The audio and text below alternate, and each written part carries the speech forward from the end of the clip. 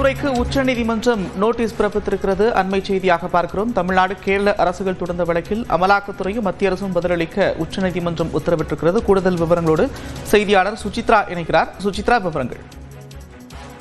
தமிழ்நாட்டில் சட்டவிரோத மணல் கொள்ளை தொடர்பான விவகாரத்தில் அமலாக்கத்துறை நடத்திய விசாரணையின் பல்வேறு ஆதாரங்கள் கிடைத்த நிலையில் அந்த விவகாரத்தில் எஃப்ஐஆர் பதிவு செய்து அதனுடைய விசாரணைக்கு நடவடிக்கைகளை மேற்கொள்ளும் வகையில் தமிழ்நாடு காவல்துறைக்கு குறிப்பாக டிஜிபிக்கு உத்தரவிட கோரி சென்னை உயர்நீதிமன்றத்தில் அமலாக்கத்துறை தரப்பில் ஒரு மனு என்பது தாக்கல் செய்யப்பட்டிருந்தது. அந்த மனு என்பது வரும் 23ஆம் தேதி விசாரணைக்கு வர இருக்கக்கூடிய சூழ்நிலையில் அந்த மனுவை உச்சநீதிமன்றத்திற்கு மாற்றவும் அரசு சாசன பிரிவு 226 கீழ் அமலாக்கத்துறை மாநில அரசுடைய அதிகார வரம்பிற்குள் குறுக்கிட முடியாது.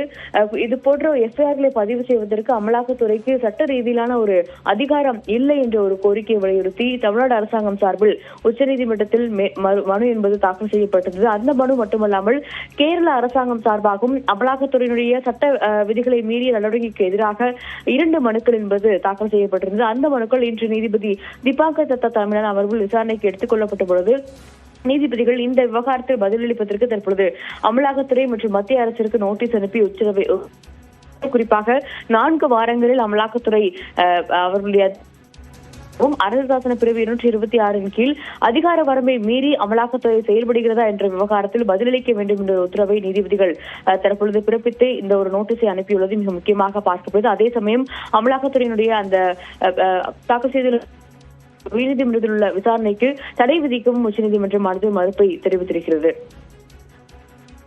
நன்றி சுசித்ரா, விவரங்களுக்கு.